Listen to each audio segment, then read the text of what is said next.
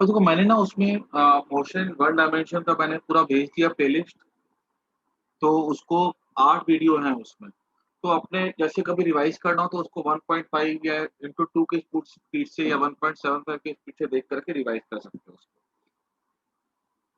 अभी हम करने जा रहे हैं वेक्टर्स में।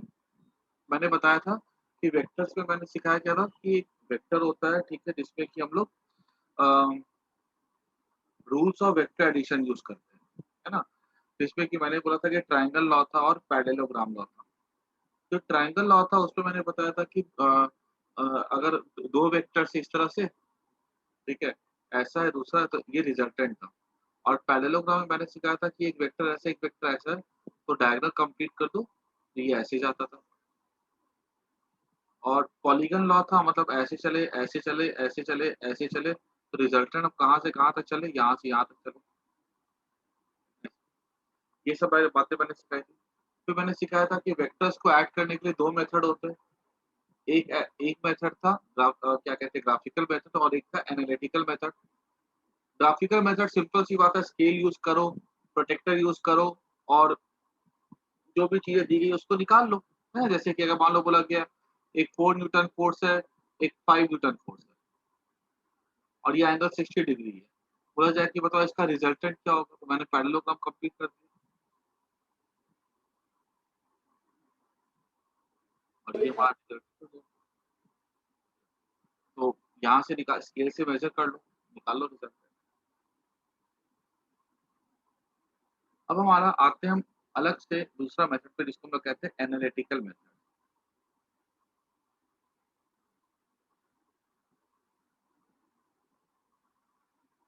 इसमें हम क्या करते हैं, फॉर्मूले को फ्रेम करते हैं।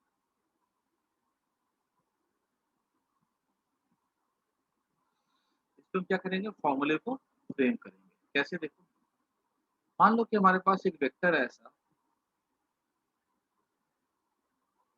ई वेक्टर,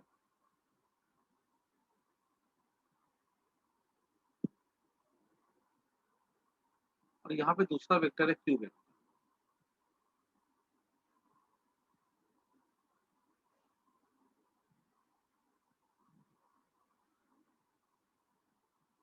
और बोला गया इसके बीच में एंगल थीटा।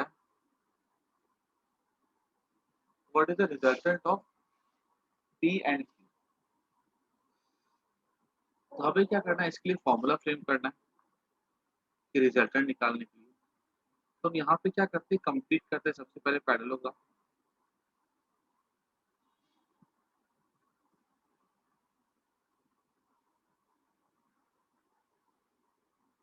हमारा पैरेललोग्राम कंप्लीट हो जाएगा।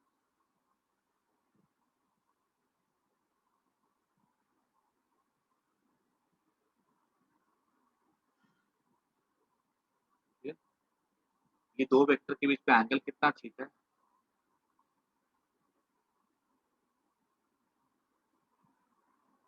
ये नाम दे देते हैं हम लोग उसको ए बी सी डी। इसका रिजल्टेंट कौन सा होगा, तो मैंने बता करके रखा है रूल्स के अकॉर्डिंग, ये इसका रिजल्टेंट जाएगा।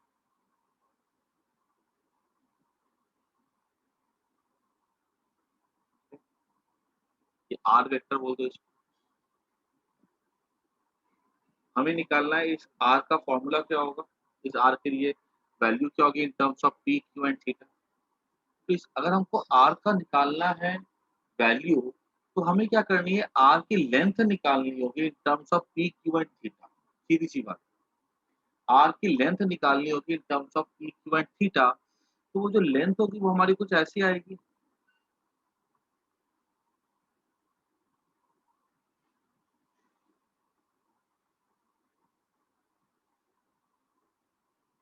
यहाँ से ड्रॉ कर दो परपेंडिकुलर,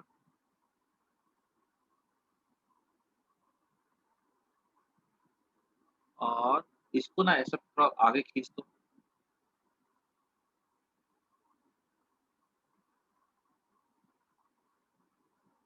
और ये एंगल दिखा दो यहाँ पे 90 डिग्री। ये वाला पॉइंट होगा सी, और ये वाला पॉइंट हो जाएगा डी। डी क्या, इसको डी तो नाम दे चुके हम लोग, इसको नाम दे दो D.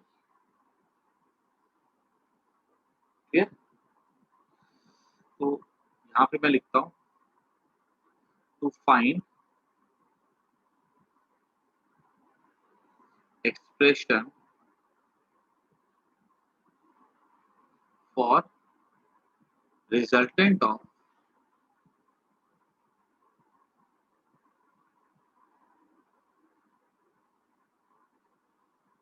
find expression for resultant of two vectors. Sir पीछे लिखा है आपने, वो भी लिखना है ना? कहाँ पे? ये नहीं, ये तो रिवीजन था इसका। Okay sir. Resultant of two vectors.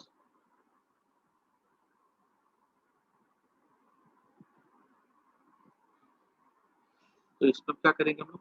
सबसे पहले एक्सटेंड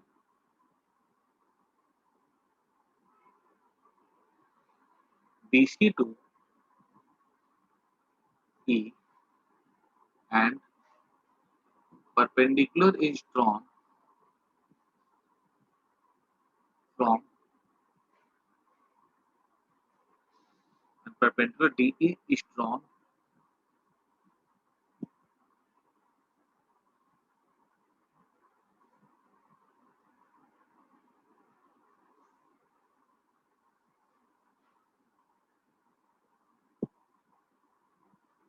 ठीक है। Extend BC to E and perpendicular DE is drawn।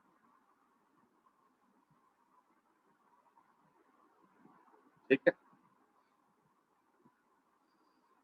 उसके बाद ये पूरा पैरेललोग्राम हो जाएगा ना,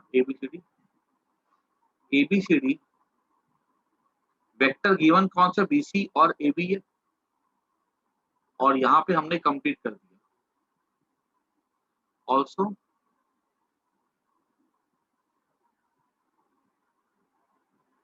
ये ना मेरे को पहले लिखना चाहिए,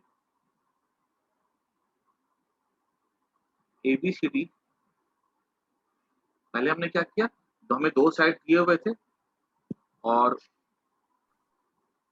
हमने पहले पैरेललोग्राम कंप्लीट किया। ABCD पैरेललोग्राम इज कंप्लीटेड, पहले हमने कंप्लीट किया था parallelogram and diagonal is drawn, फिर मैं डायगोनल पर ड्रॉ किया।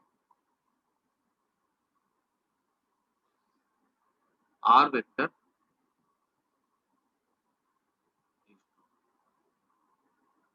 पहले इतना किया हमने, फिर हमने क्या किया, BC को एक्सटेंड किया टू E, ठीक है, and perpendicular D is drawn, फिर मैं ड्रॉ किया परपेंडिकुलर यहाँ,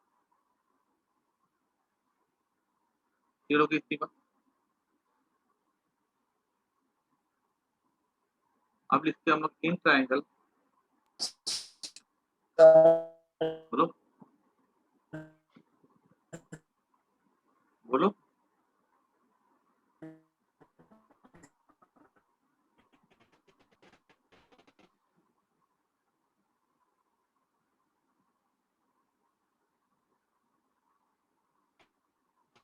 चलो आगे देखते हैं हम लोग।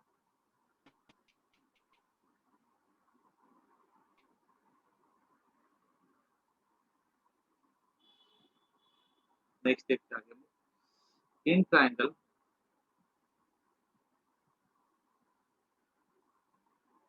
DBE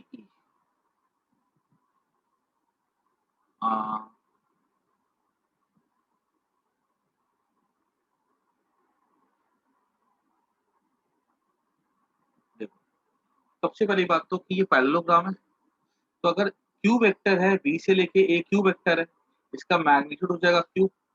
तो पैरेललोग्राम में ऑपोजिट साइड इक्वल होते हैं, तो ये भी तो Q ही होगा लेंथ पे, तो Q वेक्टर का लेंथ क्या होगा, तो आंसर है Q होगा। तो ये भी तो ऑपोजिट साइड है, तो ये भी Q हो जाएगा। P वेक्टर का लेंथ क्या होगा, P होगा, तो BC की लेंथ क्या हो जाएगी, P हो जाएगी। इन ट्राइंगल DBE, पहले मैं लिखता हूँ इन ट्राइंगल DCE, ज्यादा अच्छा रहेगा। इन ट्राइंगल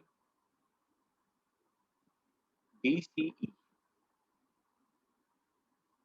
पहला point DC equal to Q, reason क्या है, opposite side of parallelogram are equal,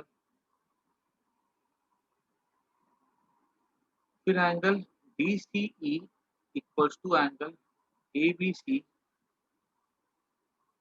equals to theta. Reason क्या है? ये थीटा ये भी थीटा,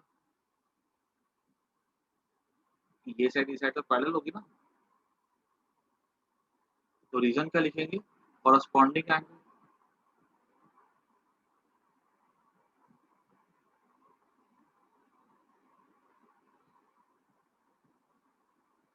उसके बाद इन ट्रायंगल DCE में क्या लिख सकता हूँ मैं आगे, तो मैं लिख दिया यहाँ पे इन ट्रायंगल DCE में sine theta equals to DE upon Q। This implies that DE equals to Q sin theta. Also, cos theta equals to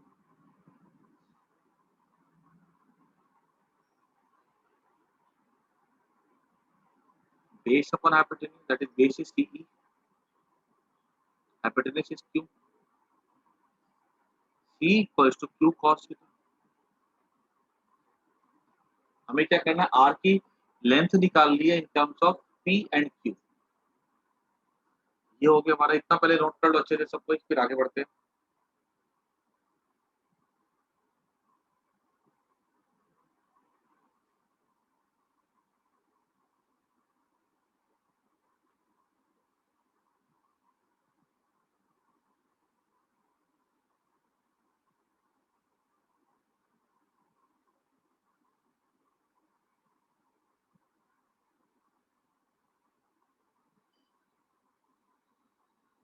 derivation exam में 3 मार्क का आता है और इसके ऊपर ना भर भर के क्वेश्चंस आते हैं।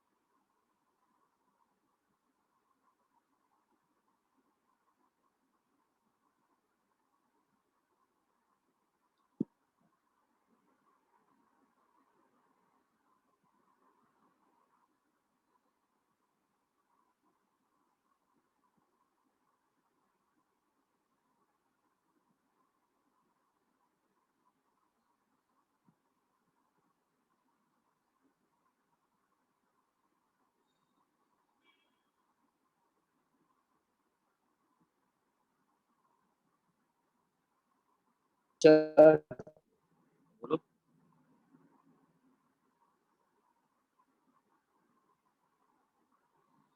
ओके लिखो हुआ।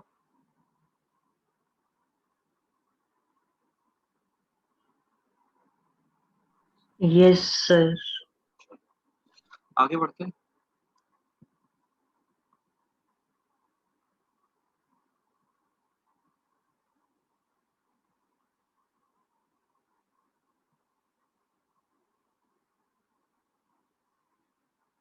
डी, अब मैं लिखता हूँ यहाँ पे आगे,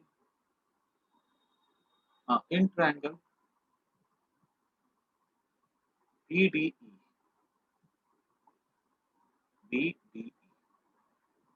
BD इक्वल्स टू या BD square equals to DE square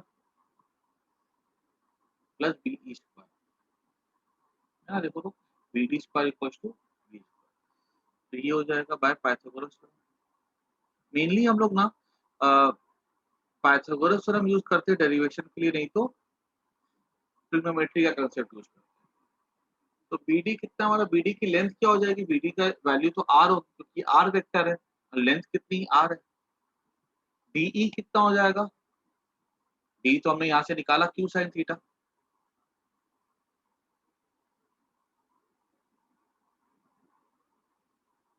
plus BE कितना हो जाएगा, P plus Q cos theta का होल स्क्वायर।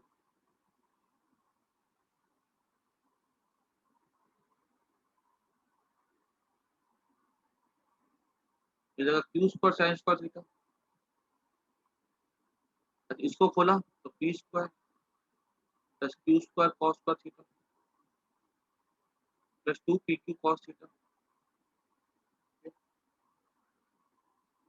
इतना नोट करो और नीचे का मैं इरेज करो।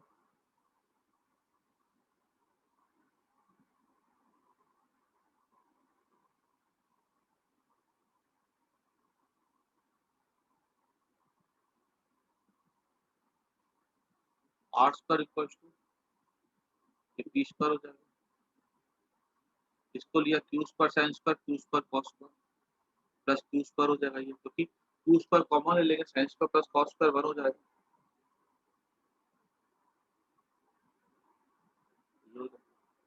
आर क्या हो जाएगा, root over P square plus Q square plus 2pq। तो हमें क्या एक फॉर्मूला मिल गया। अब हमें बार बार करने की जरूरत नहीं है, ठीक है। जैसे मान लो अगर आपको बोला जाए ये 3 है ये 2 है, एंगल 60 डिग्री, तो हमको ऐसा नहीं कि हमको हर बार स्केल लेके पैरेललोग्राम कंप्लीट करना है, डायगोनल ड्रॉ करना है, स्केल से नापना है, ऐसा नहीं। हमारे पास फॉर्मूला रेडीमेड मिल गया है, 2 और 3 को पुट कर दो यहाँ पे, एंगल को यहाँ पुट कर दो, हमें रिजल्टेंट मिल जाएगा। ऐसा आया सबको समझ में? इसको नोट कर लो, इसका हाफ पार्ट बाकी है, एक इसका एक पार्ट और होगा अभी।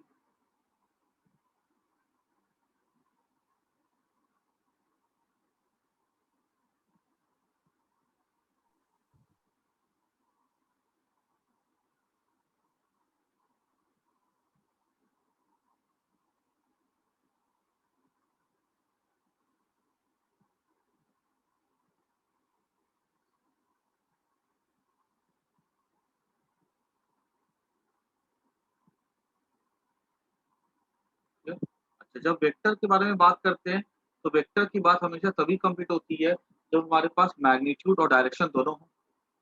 अगर उसमें अगर एक भी चीज अगर मिस हो जाती है तो वो वेक्टर का कंप्लीट डिस्क्रिप्शन नहीं होगा। तो यहाँ पे अब हम क्या करते हैं,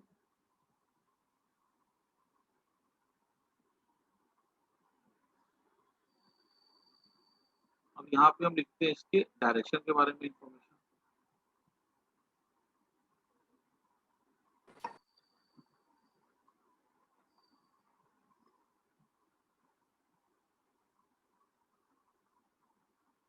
ओके, सर मेरे यहाँ बहुत खराब नेटवर्क इशू हो रहा है सर। कहाँ पे क्या सर? कहाँ पे हो रहा है? सर वो मैं जहाँ जिस एरिया में रहता हूँ ना सर, वो मैं बारिश गिरे, पता नहीं सर, मेरा पिंग भी बहुत लो है और सर बहुत खराब नेटवर्क इशू हो रहा है। मैं हॉटस्पॉट चालू करूँ क्या? सर सब चेक किया मैंने। अरे मैं हॉटस्पॉट चालू करूँ क्या यहाँ से? नहीं सर। चलो कोई बात नहीं, एक बार दिक्कत हो रही है तो निकल जाओ, ठीक है, फिर मैं रिकॉर्डिंग भेज दूंगा। नहीं सर, मैं ट्राई करता हूँ ज्वाइन ट्राई रहने कर का। लो, होता है तो ठीक है, नहीं तो फिर रिकॉर्डिंग में भेज दूंगा। हाँ अब देखो बात आती है डायरेक्शन की। डायरेक्शन कैसे लिखेंगे, तो ऐसा लिखते मान लो ये जो आर वेक्टर है ये एंगल बनाता है पी के साथ अल्फा, लिखेंगे लेट डायरेक्शन की बात। जब डायरेक्शन की बात करते हैं तो हम लोग हमेशा उसको एक्सप्रेस करते हैं by the help of angle. तो मैं लिखता हूँ लेट आर वेक्टर में अल्फा एंगल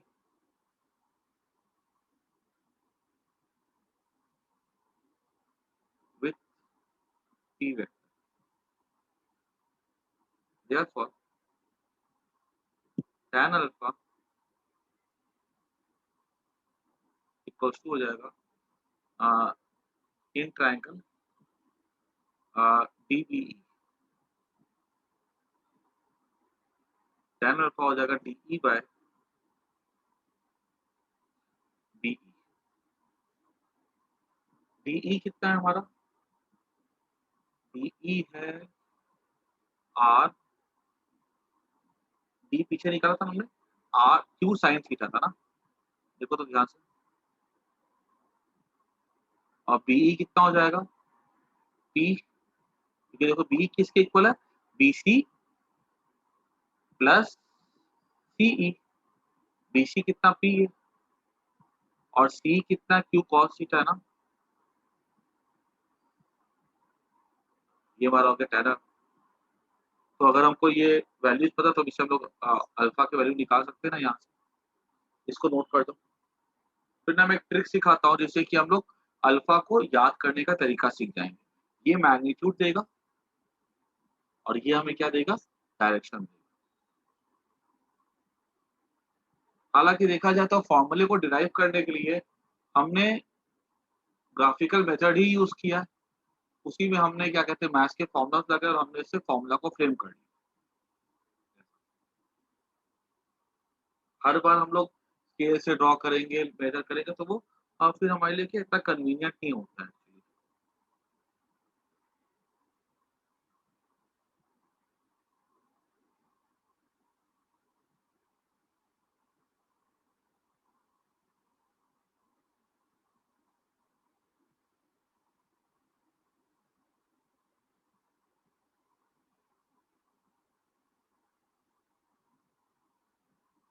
ठीक है, अब देखो अगर मान लो कभी भी कोई भी हमको अगर दिया जाए ऐसा क्वेश्चन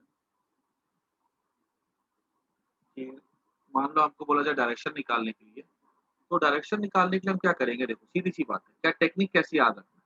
मान लो कोई दो वेक्टर है, 2 और 1, और बोला जाएगा कि इसके बीच का एंगल है 60 डिग्री, बताओ रिजल्टेंट का डायरेक्शन क्या होगा विद वेक्टर 2। तो क्या ट्रिक याद रखना है, मान लो 2 के साथ जो एंगल बना रहा है वो अल्फा है, मैं लिखूंगा tan अल्फा इक्वल्स टू, जिसके साथ भी एंगल देख रहे हो, जैसे मैंने एंगल किसके साथ देख रहा हूँ, 2 के साथ, इसको छोड़ दो, दूसरे को पकड़ो 1/1, और इस 1 को पकड़ो और उसके साथ साइन और कॉस लगाओ। tan थीटा क्या होता है, sine theta by cos theta होता है, तो यहाँ पे साइन 60 साइन प्लस, अब जिस जो बचाओ कौन सा साइड 2 है ना उसको अकेला रख दो। ये टेक्निक हो गया याद रखने का। जो जिसके साथ एंगल निकालना है उसको छोड़ो, दूसरे को ऊपर नीचे रखो, उसके साथ साइन कॉस लगा दो, और जो दूसरा साइड है उसको नीचे में अकेले करके ऐड करो, सीधी सी बात। ठीक है, इसको जरा नोट कर लो एक बार,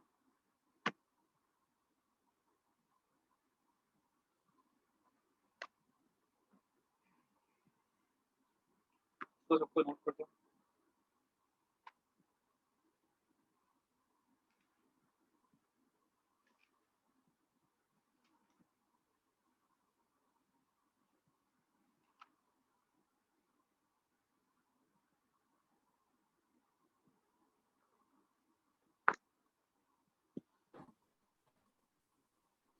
सर पीछे करो ना एक मिनट।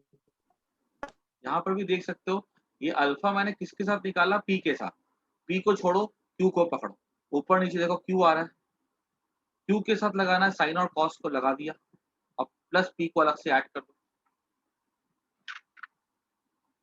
अगर यही अल्फा अगर हमने क्यू के साथ निकाला होता ना, अगर यही बीट मान लो क्यू के साथ, अगर मान लो एंगल अगर बीटा होता क्यू के साथ, अगर हमें क्यू निकालना होता तो क्या क्यू को छोड़ो, जिसके साथ एंगल निकालना उसको छोड़ो, P by P, sine theta cos theta plus Q को ऐड करो,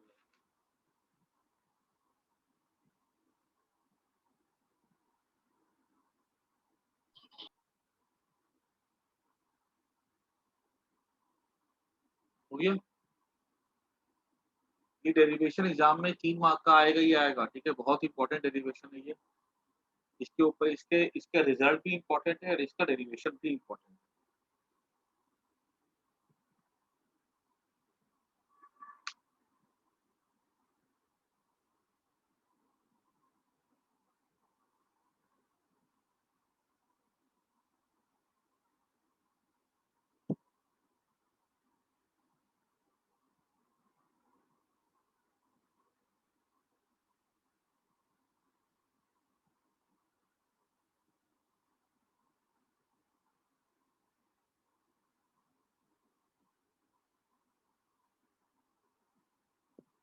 आगे बढ़े।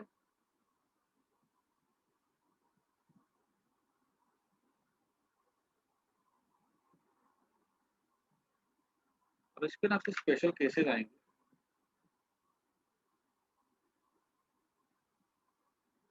देखो जो तुमने पढ़ा है ना ग्राफिकल मेथड, उसी से निकल करके एनालिटिकल मेथड आया। फर्क क्या है देखो, सर अगर मान लो आपने मैं टेन बोलूँ थीटा लिखा है तो 2+1 cos थीटा आएगा ना। 2+1 cos 60 है। cos देखो अगर मान लो जैसे 1+2+3 कर लो, एक तरीका कि हम इसको मैनुअली ऐड करें, एक इसका फॉर्मूला होता है n+1/2। फॉर्मूले से क्या होता है, हमने इसका बना दिया फॉर्मूला, हमारे लिए काम आसान हो जाता है। In the same way graphical method से हर एक क्वेश्चन बन सकता है, लेकिन एनालिटिकल से क्या फायदा होता है, शॉर्टकट में बन जाता है। अब स्पेशल केस देखो, यहाँ पे स्पेशल केस क्या होगा, थीटा इक्वल्स टू 0, तो आर की वैल्यू क्या हो जाएगी, √p²,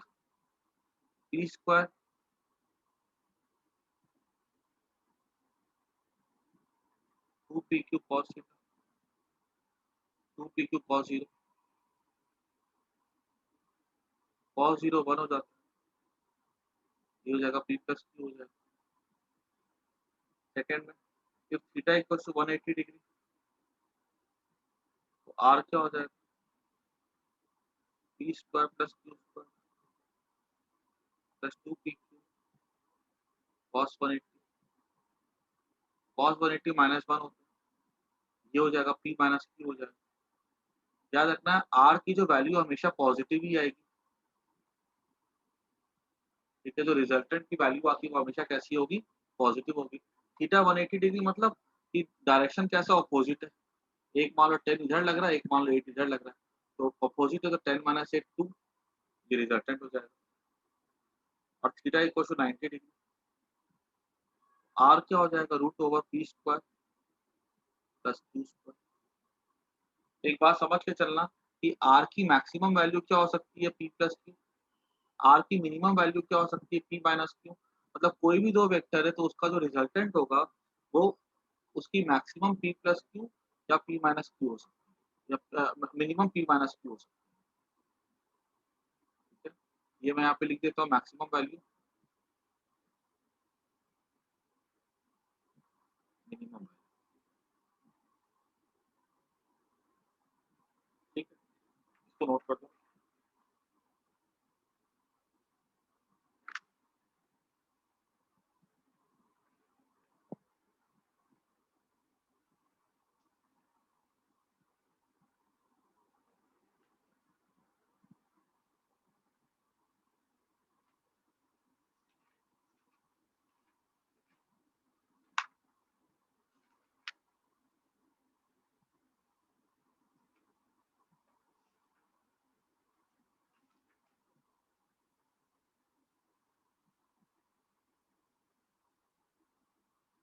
देखो अगर कोई भी वेक्टर है उसकी मैक्सिमम वैल्यू क्या होगी, p+q, मिनिमम क्या हो सकती है, p - q।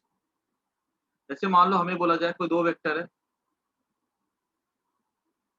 वो छोड़ दो उसको, वो छोड़, मैं बता रहा हूँ कि खाली इसका कोई मतलब नहीं है, ठीक है, छोड़ दो।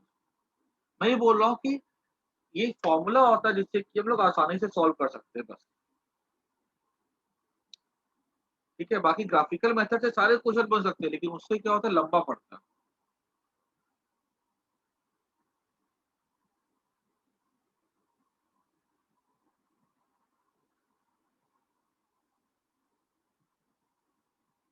लेकिन ऐसा मत सोचना कि ग्राफिकल मेथड एकदम वर्थलेस है, बस ग्राफिकल मेथड के बिना हम लोग को ये डेरिवेशन नहीं आता, पहली बात। और दूसरी बात ये है कि ग्राफिकल मेथड अब भी यूजफुल जब हमें कोई एंगल 90 डिग्री दिया जाए ना, तो ज्यादा बेटर होता है ग्राफिकल मेथड। कभी भी अगर एंगल 90 डिग्री, 0 डिग्री, 180 डिग्री दिया जाए तो ग्राफिकल मेथड को यूज करना ज्यादा आसान पड़ता है।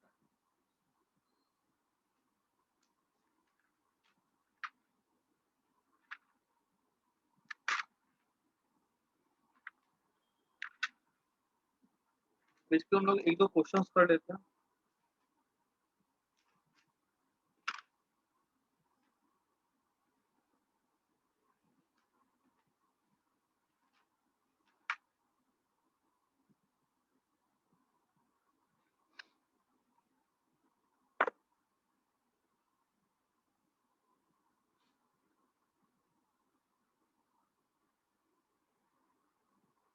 सिंपल सिंपल क्वेश्चंस कैसे बनेंगे? करो इसको खुद से ट्राई करो एक बार। टू फोर्सेस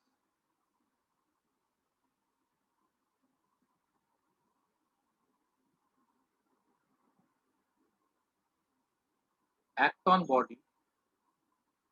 एकदम सिंपल सवाल है, फॉर्मूले को खाली देख करके वैल्यू को पुट कर दो।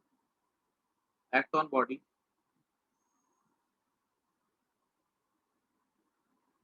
Magnitude of force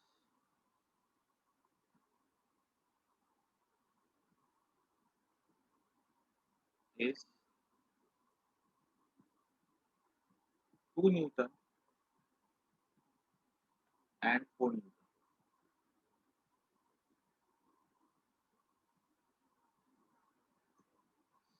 Angle between the forces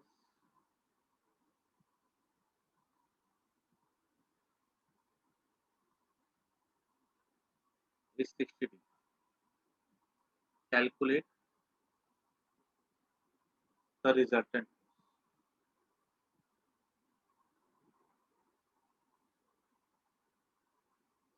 फटाफट ट्रैक करो, सिंपल सा सवाल है, डायरेक्शन ही बताना है, ठीक है, और राइट डायरेक्शन। तो डायरेक्शन में क्या करना, सिर्फ tan थीटा की वैल्यू वैल्यू लिख देना। Right direction with respect to 2 Newton. फटाफट ट्राई करो तो इस क्वेश्चन सबका आंसर आना चाहिए।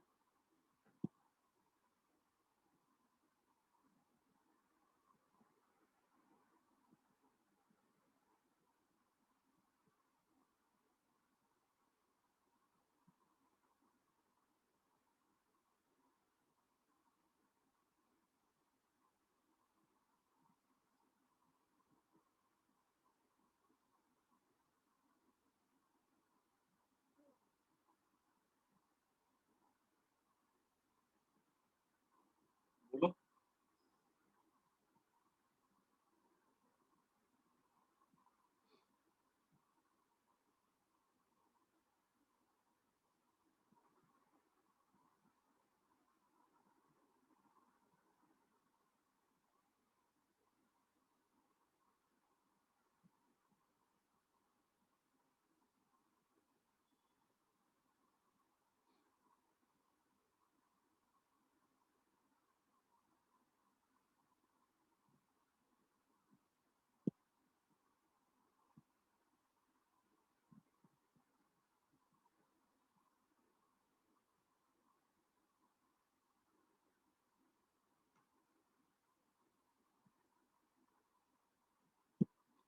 सिंपल सा सवाल है, फटाफट करो।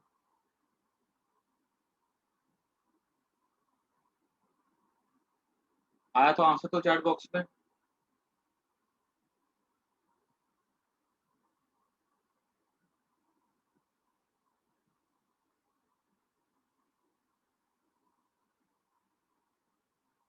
cos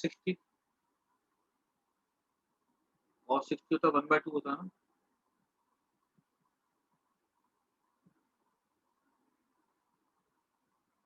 ओके, सही है। 2 का स्क्वायर 4, 4 का स्क्वायर 16, 2 2 कट जाएगा, 2 4 जा 8, 12, 8 प्लस 4 12, 12 प्लस 16 हो जाएगा रूट 28, 20। 2 रूट 7 है ना। इसको सिंपली डायरेक्शन डायरेक्शन कैसे निकलेगा, तो 2 न्यूटन इधर रखते हैं, 4 न्यूटन इधर रखते हैं, थीटा 60 डिग्री। अभी देखो फॉर्मूले को जैसे मैंने बताया ना वैसे ही याद रखना कि एंगल किसके साथ देखना मेरे को, 2 न्यूटन के साथ। तो मान लो यार इसके साथ एंगल थीटा है, tan थीटा। 2 के साथ देखना तो 2 को छोड़ो, 4 को पकड़ो, 4/4 sin 60 cos 60 प्लस 2। तो sin 60 हमारा हो जाएगा √3/2। सही है, sin 60 हो जाएगा √3/2, तो 2√3 हो जाएगा ये बाय 2 प्लस cos 60 हो जाएगा 1/2, दैट इज 2 बचेगा। ये हो जाएगा √3/2, ठीक है। तो tan थीटा इतना होगा। एंगल को ऐसे लिख कर के आ जाओगे एग्जाम में, कोई दिक्कत नहीं है, ठीक है, बिकॉज इसकी वैल्यू निकालना हमारे लिए पॉसिबल तभी जब लॉग टेबल होगा या फिर जब हमारे पास कैलसी होगा। तो tan theta equal to √3/2, this is the answer.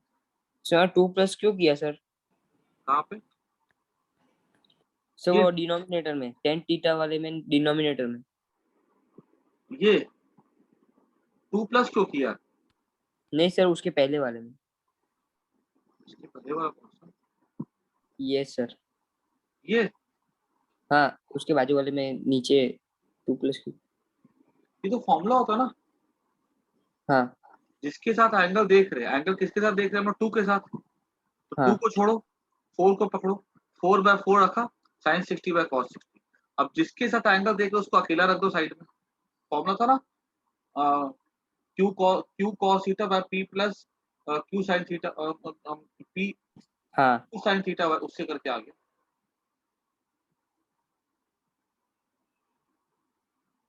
ये याद, ट्रिक याद रहेगा ना, फॉर्मूला कैसे लिखते हैं? जिसके साथ एंगल देखना है उसको छोड़ो, ठीक है, दूसरे को पकड़ो, उसको ऊपर नीचे लिखो, साइन कॉस ऊपर नीचे साइन कॉस लगा दो, और जिसके साथ एंगल देख रहे हो उसको अलग से अकेला करके लिख दो, ऐसा। Okay sir. ठीक है ना, इसको नोट कर दो सब कोई।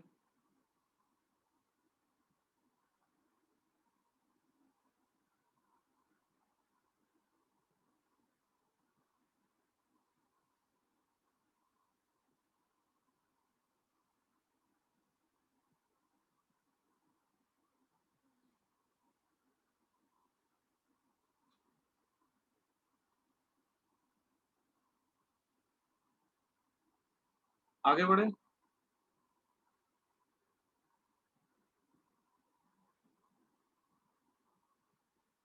आगे बढ़े हम लोग। Yes yes sir.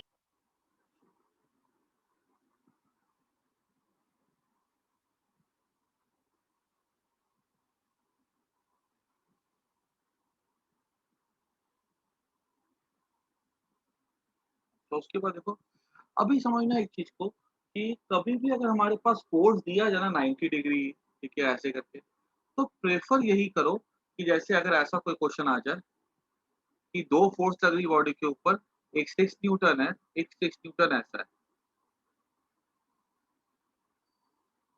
तो what is the resultant of the force? ठीक है, तो दो फोर्स लग रही है, एक 6 न्यूटन, एक मान लो पी वेक्टर है, एक P वेक्टर है।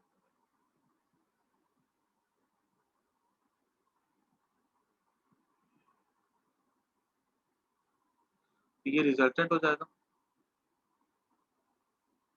अब रिजल्टेंट निकालने के लिए हमारे पास इसके दो दो मेथड है। एक मेथड तो क्या है कि अगर हम इसका वैल्यू देखें तो √6 का स्क्वायर प्लस 6 का स्क्वायर, ठीक है, तो वैल्यू क्या हो जाएगा, रिजल्टेंट का क्या हो जाएगा, √6 का स्क्वायर प्लस 6 का स्क्वायर, क्योंकि ये एंगल 90 डिग्री है। डायरेक्शन की बात की जाए तो मान लो ये एंगल थीटा, ये अगर 6 होगा तो ऑब्वियस बात ये भी 6 ही होगा ना, क्योंकि ये पैरेललोग्राम होगा। तो मैं क्या बोल सकता हूँ, tan theta equal to 6/6, that is 1। तो थीटा कितना हो गया, 45। अगर ये एंगल 90 डिग्री है ना, तो डायरेक्शन निकालने के लिए सिंपल ट्रिग्नोमेट्री यूज कर लो। हालांकि अगर तुम बोलोगे नहीं सर मेरे को फॉर्मूला सही करना है, कोई दिक्कत नहीं है, मेरे को एंगल किसके साथ निकालना है, इस 6 के साथ, है ना, तो इसको छोड़ो, इसको पकड़ो, ये भी 6 ही है वैसे। तो 6 साइन 90/6 कॉस 90 प्लस ये वाला 6 को मैं यहाँ पे उतारता हूँ, साइन 90 1 हो जाएगा तो 6 हो जाएगा, ये कॉस 90 0 हो जाएगा, ये 0 तो 6/6। लेकिन ये कैसा इजी पड़ा है ना, तो tan थीटा सेम ही इक्वल आएगा। टू 1, थीटा हो जाएगा 45 डिग्री। ठीक है, इसलिए कभी भी अगर दो वेक्टर के बीच में अगर एंगल 90 डिग्री दिया जाए ना, ठीक है, ऐसा हो सकता है दो वेक्टर के बीच में एंगल 90 हो, या ऐसा कोई क्वेश्चन हो सकता है जिसमें कि वेक्टर ऐसा हो और उसका जो दूसरा वेक्टर ऐसा हो, ये, और जो इनका सम हो वो पहले वेक्टर के परपेंडिकुलर हो, ऐसा भी क्वेश्चन हो सकता है।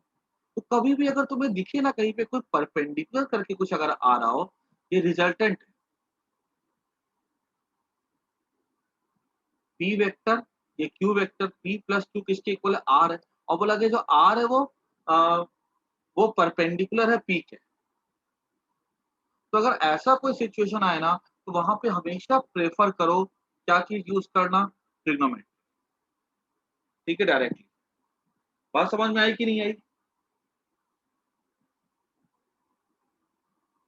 डायरेक्ट मेथड जो ग्राफिकल वाला कब प्रेफर करते हैं हम लोग, जब एंगल कोई दो चीज के बीच में कितना हो, 90 degree.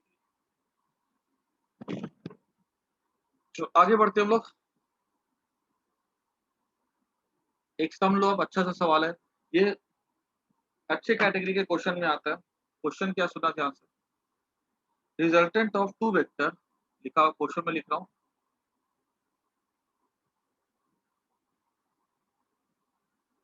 To vectors, two vector and v vector is perpendicular to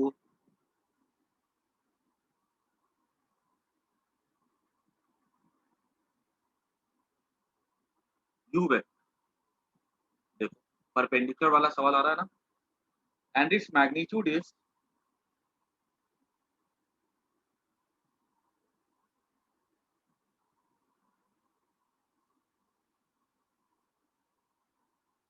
half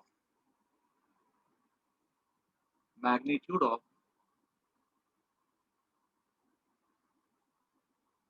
v vector।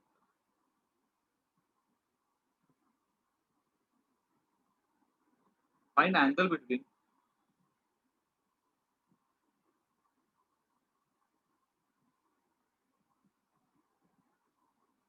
u vector।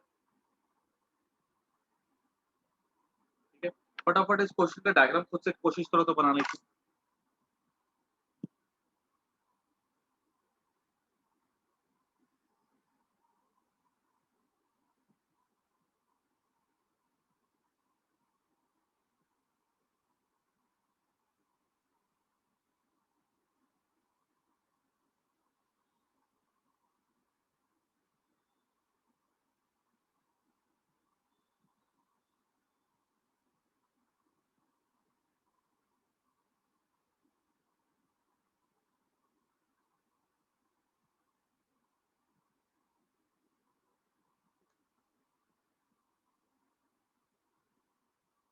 क्या डायग्राम बना सकते हो इसका खुद से? सोचो, कोशिश करो, सबको पेन पेपर लेकर के ट्राई करो। अगर मान लो मैंने बोला कि u वेक्टर है, v वेक्टर है, v vector is perpendicular to u vector. ठीक है, resultant of two vectors u and v is perpendicular to u। ठीक है, तो क्या तुम डायग्राम इसका बना सकते हो? ट्राई करो, कोशिश करो।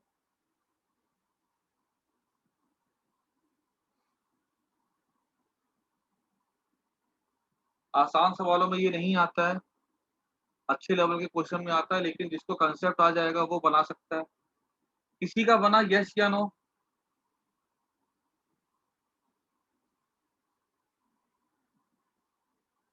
बोलो, किसी का भी अगर आया हो तो।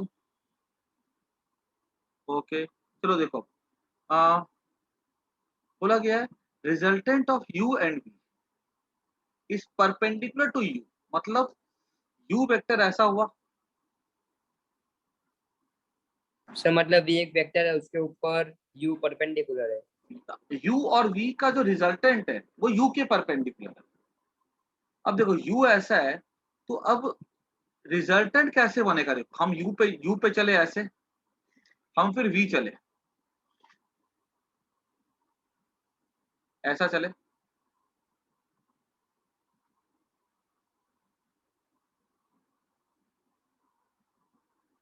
बात समझ में आई कि नहीं आई? ये क्या हो गया, v हो गया। हम u चले, हम v चले। अब रिजल्टेंट कैसे निकालते थे? देखो याद करो, ऐसा चलो, ऐसा चलो, ये रिजल्टेंट था ना। अब यहाँ पे रिजल्टेंट कहाँ पे, ये रिजल्टेंट। क्या फिगर समझने में किसी बच्चे को कोई भी तरह की तकलीफ है तो पूछो।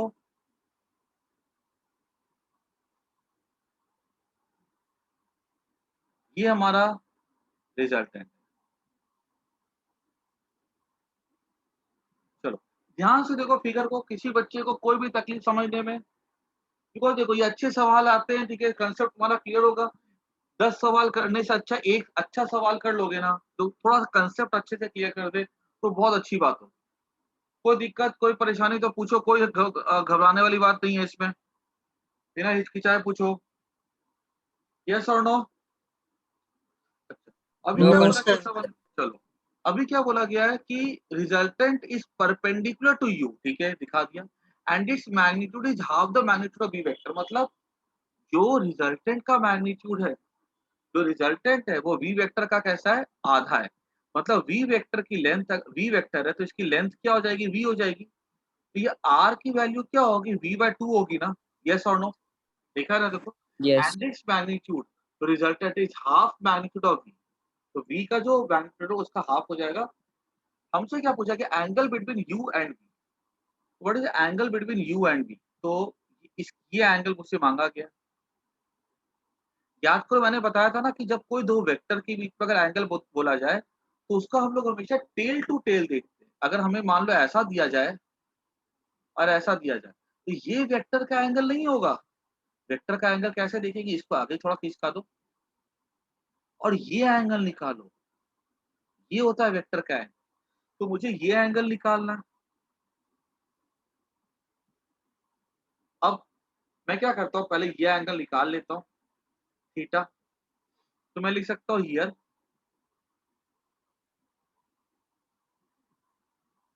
में लिख सकता हूँ यहाँ पे कि ये v बाय टू है, ये v है, तो मैं लिख सकता हूँ sine theta equals to perpendicular upon hypotenuse. तो परपेंडिकुलर तो v बाय टू है, हाइपोटेन्यूज v है ना, तो v भी कट जाएगा ना। तो थीटा कितना हो गया, 30 डिग्री हो गया। अगर थीटा 30 डिग्री है तो ये एंगल कितना हो जाएगा, 180 माइनस 30 दैट इज 150। समझ आया कि नहीं आया, सबको बोलो हाँ या ना। Yes, sir. सबको नोट कर लो इसको अच्छे से।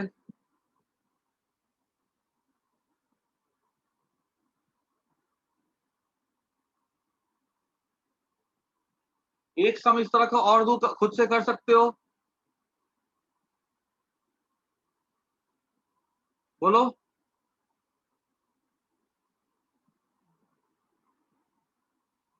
तो कुछ बोलता ही नहीं है, खाली एक दो बच्चे तो बोलते हैं। Yes, sir. सर एक मिनट सर वो हाँ करो इसको करो। फिर मैं एक क्वेश्चन देता हूँ, अगर कोई ऐसा समझो कि ना कि अब तुम क्वेश्चन मिले तो तुम उसको कर पाओ खुद से।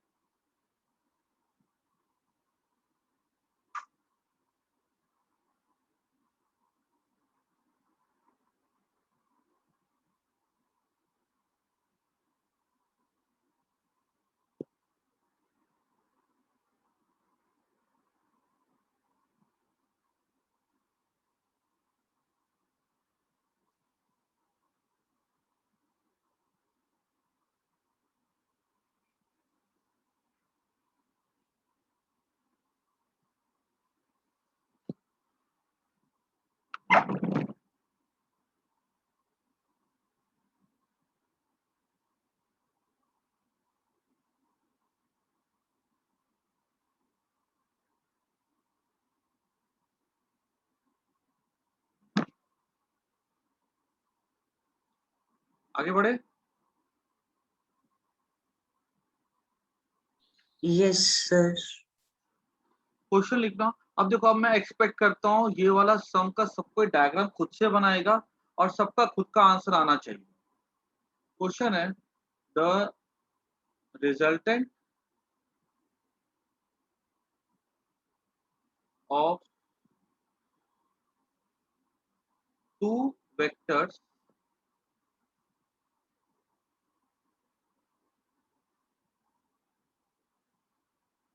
is equal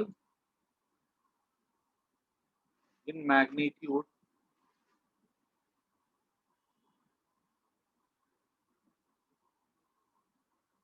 to either vector.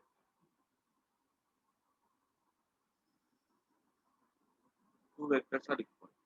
Two vectors have equal magnitude. मतलब दो वेक्टर है, उनका मैग्नीट्यूड इक्वल है और उनका जो रिजल्टेंट है उसका भी जो मैग्नीट्यूड है ना, जो रिजल्टेंट का मैग्नीट्यूड है वो इन दो वेक्टर के इक्वल है। और तीन वेक्टर, मतलब वेक्टर ए है, वेक्टर पी, वेक्टर क्यू, दोनों की वैल्यू सेम है, दोनों का मैग्नीट्यूड सेम है। अब इनका जो रिजल्टेंट है इसका मैग्नीट्यूड पी और क्यू के मैग्नीट्यूड के इक्वल है। Find angle between the two vector. इसका डायग्राम पहले ड्रॉ करो। पी और क्यू दो वेक्टर है, दोनों का मैग्नीट्यूड सेम है, उनके रिजल्टेंट का मैग्नीट्यूड जो है पी और क्यू के इक्वल है। पी के इक्वल बोलो या क्यू के इक्वल बोलो, बात तो एक ही हो जाएगी ना। तो बताना है कि दो वेक्टर के बीच में एंगल कितना होगा। फटाफट ट्राई करो, सबको ही कर सकते हो।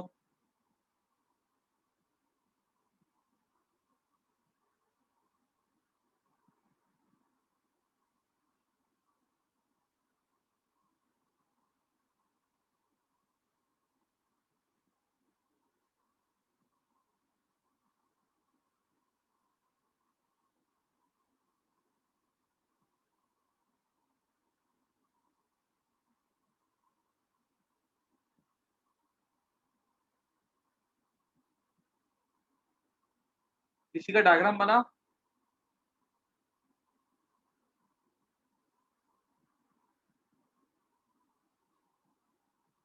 कोई डायग्राम बनाने में सफल हुआ? Sir 1 minute. बनाओ बनाओ, डायग्राम बनाओ।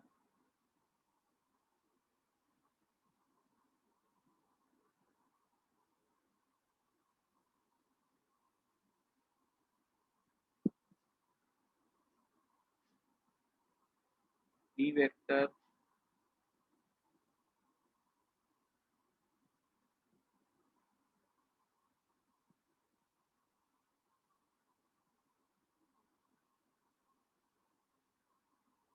उसको डायग्राम आ रहा है।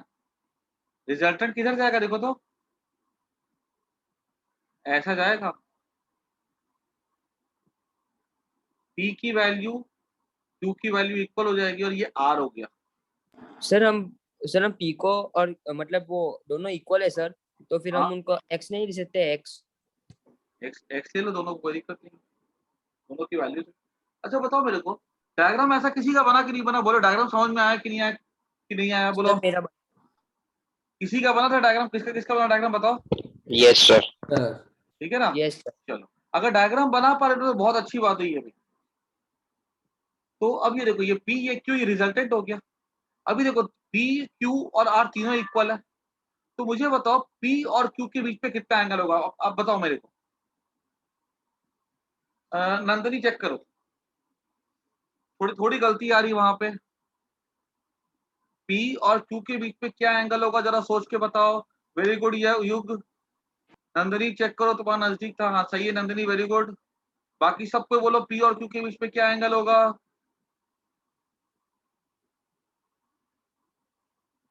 बोलो। युग वेरी गुड, युग पटेल सही है, एकमवीर सही है, सबको दो आंसर। ये देखो, ये एंगल कितना हो जाएगा देखो तो। सही है वेटेश्री, वेरी गुड, बहुत अच्छा। देखो ये तीनों साइड इक्वल हो जाएंगे, तो ये तीनों साइड अगर इक्वल है तो ये तो इक्विलेटरल ट्रायंगल हो गया। ये एंगल 60 डिग्री हो जाएगा ना। तो अगर हमसे पूछा जाएगा कि what is the angle between P and Q, तो P को थोड़ा आगे एक्सटेंड कर दो, 180 minus 60 180 माइनस 60 तो 120 डिग्री हो जाएगा। आया कि नहीं आया समझ, बोलो, आया। है ना। तो कभी भी ऐसा बोल दिया जाए, ठीक है ना, सही है। तो कभी भी पता है हमको वेक्टर का डायग्राम ड्रॉ करने जरूर से आना चाहिए। बोल दे ऐसा कि कोई वेक्टर है, ठीक है, ऐसा जो रिजल्टेंट है वो बनाता है 60 डिग्री एंगल, क्लियर। और जो क्या कहते हैं दूसरा है साइड, पी वेक्टर है, जो रिजल्टेंट है वो बनाता है 60 डिग्री एंगल या 30 डिग्री एंगल, ये रिजल्टेंट हो जाएगा। और ये क्यू वेक्टर ऐसा कहीं जाएगा, ठीक है, ये एंगल हमको दिया जाएगा, कुछ भी दे सकते हैं वो लोग। तो अगर हमारा कंसेप्ट क्लियर है, हमको क्लैरिटी है, तो हम उसको बना सकते हैं आसानी से, सीधी सी बात। एक चीज समझ में आ रही होगी कि वेक्टर में का जो एडिशन होता है वो नॉर्मल एडिशन से अलग होता है। वेक्टर के जब एडिशन होता है तो वहां पे उनके बीच का एंगल भी एक इंपॉर्टेंट रोल प्ले करता है। क्लियर होगी बात। आज के लिए काफी इतना, ठीक है। कल हम लोग फिर मिलेंगे। और सुना, संडे को हार्दिक सर जो इन्फॉर्म करेंगे ना, तो उसपे जो टेस्ट होगी संडे को, उसमें मोशन इन वन डायमेंशन की टेस्ट होगी, clear, complete motion in one dimension. Sir MCQ होगी। हाँ हाँ, ऑब्जेक्टिव होगी टेस्ट, ठीक है ना, ऑब्जेक्टिव टेस्ट। Okay sir. और मैं ना एक सब्जेक्टिव टेस्ट भी लूंगा, जिसमें कि चैप्टर 1, 2, 3 के टेस्ट होगी, ठीक है, सब्जेक्टिव में। वो मैं उसकी डेट बता दूंगा अभी। आज के लिए काफी इतना, ठीक है, बाय, टेक केयर। संडे को, bye sir, thank you bye, sir. Sunday को 3rd चैप्टर की टेस्ट।